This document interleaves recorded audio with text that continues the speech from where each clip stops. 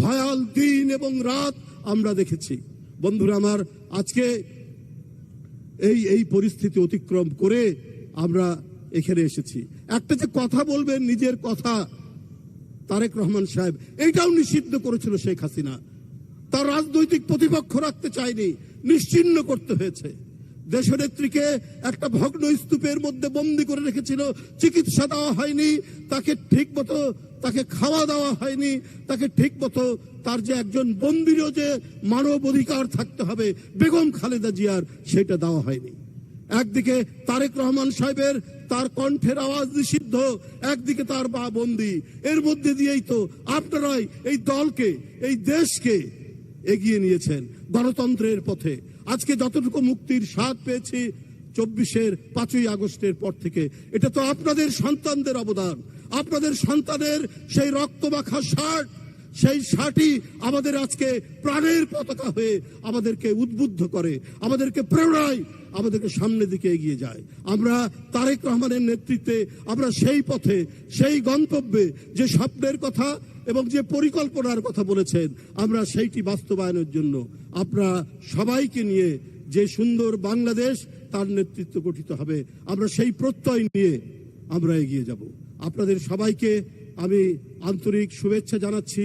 আপনাদের বুক ভরা কান্না, এই কান্নার আমরা কোনো সান্ত্বনা নেই, কোনো ভাষা নেই, কোনো ভালো কবিতা আমরা বলতে পারছি না।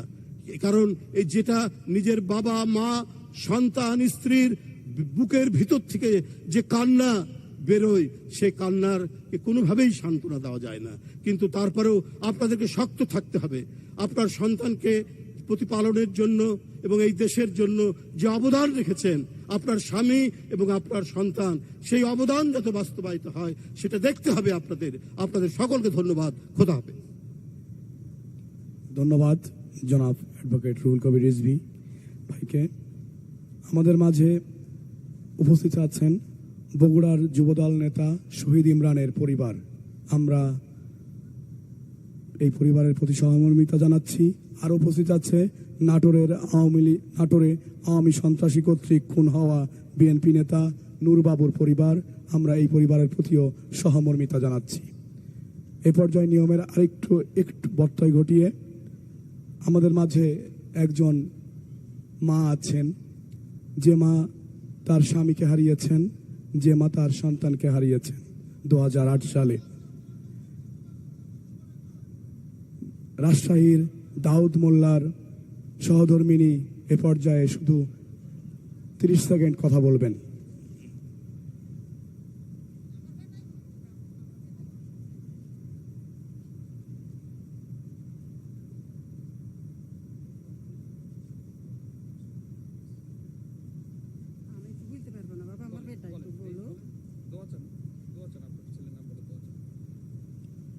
আসসালামু আলাইকুম।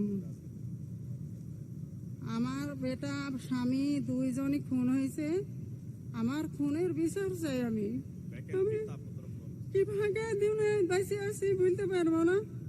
এক ছেলে আছে, ছেলেকেও একেবারে কেস দিদি শেষ করে দিছে, সারাদিন জেলেই পড়ে থাকে। আপনারা আমরা তারেক রহমানের কাছে একটু বিচার চাই। তারেক রহমানের দিয়ে আমরা একটু কবরদার জিয়ারত করার জন্য বলতে চাই। তারেকের সাথে আমার স্বামী দেখা করার ইচ্ছা ছিল, দেখা করতে পারেনি।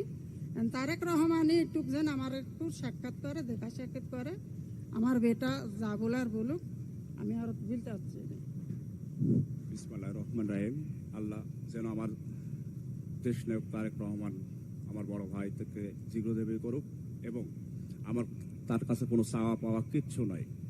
জীবনে যুগ যুগ আমার বাপ দেখেছি যে একদম গায়ে গামছা দিয়ে মানুষের এই সকালে বাড়ায়, আপনার রাত 3টা-2টার দিকে আবার বাড়িতে আসে একবারে ভাত খায়। এভাবে বিএনপি বিলং করেছে আমার বাপ।